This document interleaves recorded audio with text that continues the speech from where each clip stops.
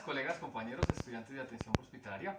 El día de hoy vamos a ver cómo se realiza el taponamiento anterior. El taponamiento anterior es algo que funciona muy bien en la atención prehospitalaria para detener sangrados de epistaxis. La epistaxis se describe como un sangrado de características espontáneas, o sea que no media el trauma en esta situación. No hay trauma por ninguna parte. Se puede producir por múltiples efectos, daños de la vasculatura, por sobreanticoagulación, por traumatismos leves y por otra cantidad de enfermedades.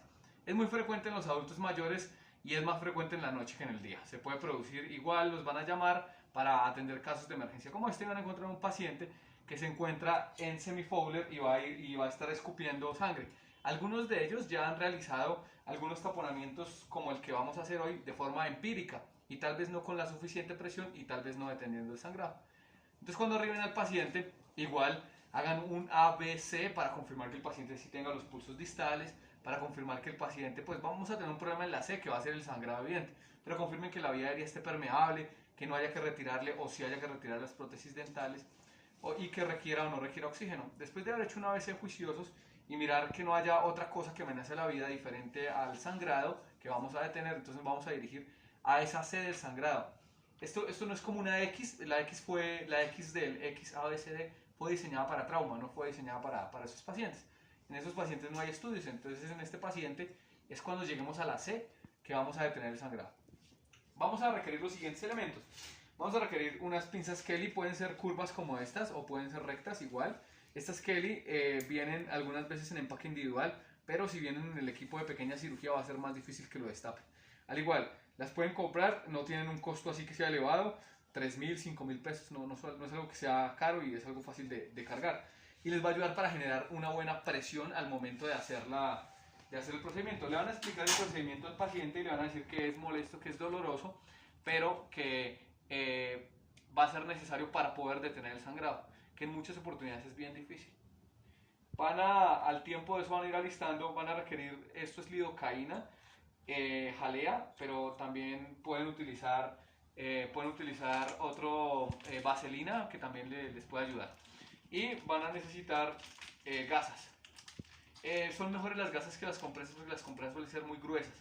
Después de haberles explicado el procedimiento, y ojalá el paciente esté en una superficie como esta, porque cuando uno hace la presión el paciente va a intentar jalar la cabeza hacia atrás y esto es que produce bastante molestia.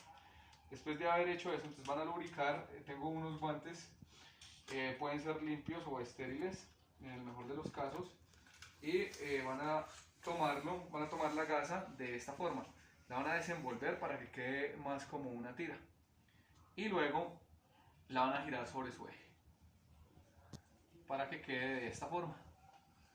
Entonces tengo una gasa que la desdoblé y luego voy a empezar a lubricarla. Voy a empezar a lubricarla en el mismo sentido.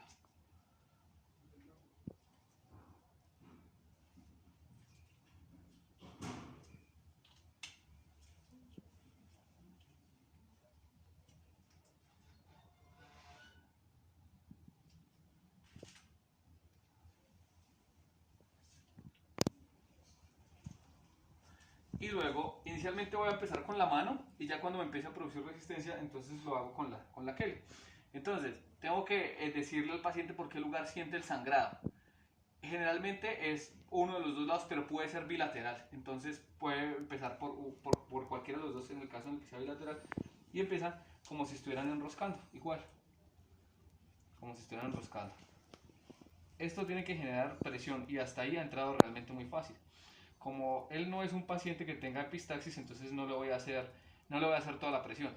Pero ya cuando ya estoy empezando a sentir presión, las Kelly, la finalidad de las Kelly es que puedan hacer mayor presión girando y hacia arriba. Por eso me gustan más las Kelly que son rectas. Esto se sale con facilidad y esto tiene que quedar bien aprisionado arriba. Entonces lo giro, la sostengo, giro y aprisiono arriba.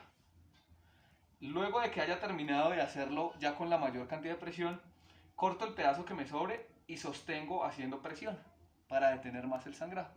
Y le pregunto constantemente al paciente si todavía siente que sangra, si siente que se está escurriendo por posterior. Recuerden que la sangre que el paciente deglute y pasa a la cavidad gástrica no va a ser tolerada por la cavidad gástrica y en cualquier momento el paciente va a vomitar. Por eso es necesario tenerle esto acá.